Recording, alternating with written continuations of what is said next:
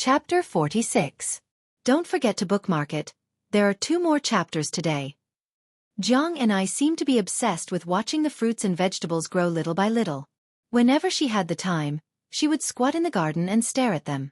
The pitiful talisman dagger had to be used as both a hoe and a hatchet. One day, Su Fengnian went to the garden to fertilize it out of goodwill.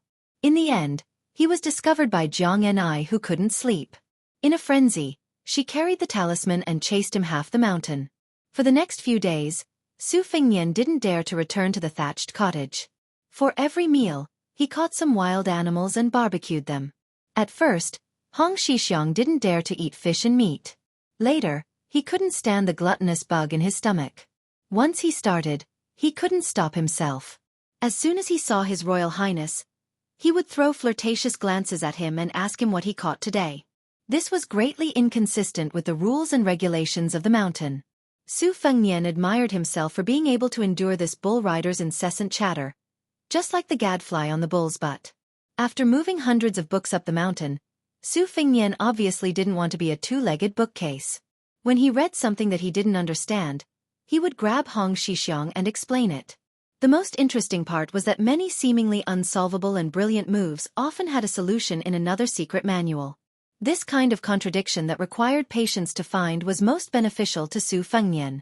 Now, His Royal Highness' saber skills were hard to say, but his horizons had increased by several levels. During this period of time, Su Fengnian took out a book that had been lost in the Jianghu for a long time, Great Martial Arts, and used it as a body training manual.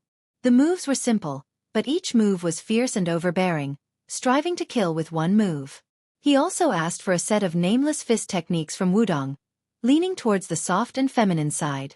Su Fengnian originally didn't like it, but Hong Shixiang shamelessly recommended it, bragging about it to the heavens, almost praising it as #1 in the world. In the beginning, Su Fengnian still didn't agree. The thirsty Grand Marshal uncle had no choice but to play a final move. Even Su Fengnian had to admit that he was truly shocked by this fellow. The bull rider plucked a handful of bamboo leaves and casually threw them out in the wind. His body followed the bamboo leaves and stretched out a palm. Su Fengnian only saw his body swaying like a drunkard, jumping around randomly, but all the bamboo leaves were glued back to his palm. Gnawing on a wild pheasant's leg, Su Fengnian, who had obtained the fist technique but still couldn't grasp the gist of it, couldn't help but ask, "The more I practice this fist technique, the more it looks like a sissy's play. You're not deliberately tricking me, are you?" The Grand Marshal uncle wiped the grease at the corner of his mouth and said seriously, "How would I dare to fool His Royal Highness?" Su Fengnian asked suspiciously, "Who created this fist technique?" The Grand Marshal uncle rolled his eyes and swallowed the pheasant meat in large mouthfuls. He laughed dryly and said, "His Royal Highness, I won't disturb your practice. I have to go herd the cows." Su Fengnian pressed the scabbard on Hong Shixiang's shoulder and sneered, "If you don't tell me, I'll beat you until you spit out everything you've eaten." The Grand Marshal uncle said mysteriously, "I accidentally found it on the top floor of the Shenyue Palace. It's been a long time and can't be verified. It must be the painstaking efforts of some senior Zhenren." Su Fengnian put away his saber and concentrated his qi in his dantian. He drew 6 circles in the air in accordance with the fist technique, one circle after another. It looked like it, but he always felt that it was several mountains away from the bull rider's wrist technique. Not to mention the spirit, even the shape was barely satisfactory.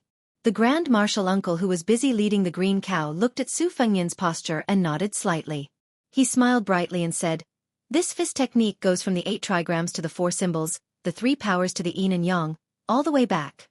It's just that it's still very far from the infinity of Tai Chi. His Royal Highness technique is already quite agile and flexible, opening and closing in an orderly manner. It's not easy and is much faster than I was before. It's just that there are still some small flaws that need to be corrected. If the Great Mound Attack is a method of crushing 1,000 pounds with 10,000 pounds, then this fist technique is a trick of 1 or 2,000 pounds. His Royal Highness needs to remember one thing when practicing. The fist technique is to hit the crouching cow. Seek small and not big. Seek quietness and not movement. Only then can you obtain the beauty of all things in life. When you reach the peak, you can't add a feather, you can't drop a fly, you can't tell autumn with a single leaf, you can't tell spring with a single sprout." Su Fengnian pondered and sneered, "Only punching a crouching cow is of some use. The rest is all nonsense." Hong Xixiang chuckled and didn't refute. Su Fengnian squinted his eyes and smiled. Bull rider, you like to eat meat so much. There are a lot of yellow cranes on this mountain. Why don't you trick one to come down? Hong Xixiang laughed dryly. I can't.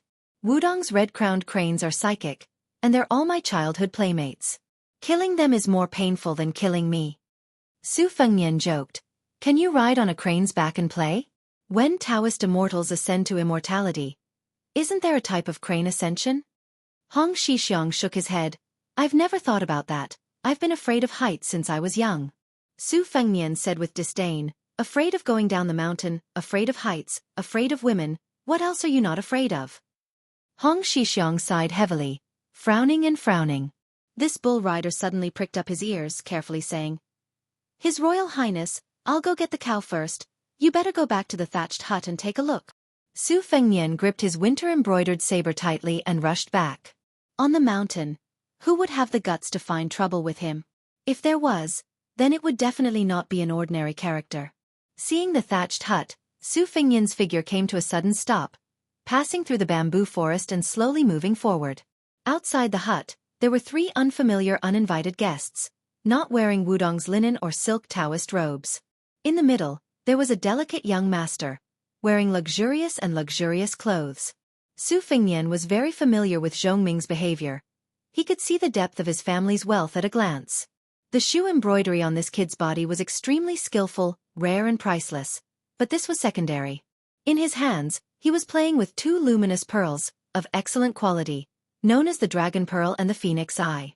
Each was a first-class top-grade toy, but it was even more difficult to put together a pair. The tribute was nothing more than this. Next to the arrogant young master stood 2 middle-aged men. One of them had a big waist, a sturdy body, a standard tiger's beard, a leopard's head, and round eyes. According to Su Fengnian's evaluation, this guy looked like he could suppress ghosts and exorcise evil spirits. This big man had a pair of simple sabers hanging from his waist, one long and one short. He stood a little further away. The other gloomy man with a white face and no beard was closer to the young master, slightly bent, and stood with his hands behind his back. He wore a plain white robe, always giving people the impression of a cold-tailed many-banded kite. Standing in the vegetable garden, Jiang and I stared at the 3 people with red eyes. Her lips were already bleeding from her bite. There was a 5-fingered palm mark on her delicate cheek, red and swollen. The vegetable garden that she carefully cultivated had been destroyed, the wooden frame fell, the seedlings were all broken, and it was almost turned upside down. His Highness the Crown Prince had only watered and fertilized the plants out of the kindness of his heart, yet he had been chased down by Jiang and I. Now that the vegetable garden had been reduced to such a state, she must have risked her life to save it. However, her opponents were numerous and they were not merciful people, so she had to suffer in silence. Perhaps in Jiang Ni's eyes, Bailiang Palace was a luxurious and desolate birdcage, but other than His Royal Highness who raised birds, who dared to point fingers at her? Not to mention slapping her face. Su Fengnian, with his hands wrapped in cloth and holding his sabers, walked barefoot towards the 3 people with a gloomy face.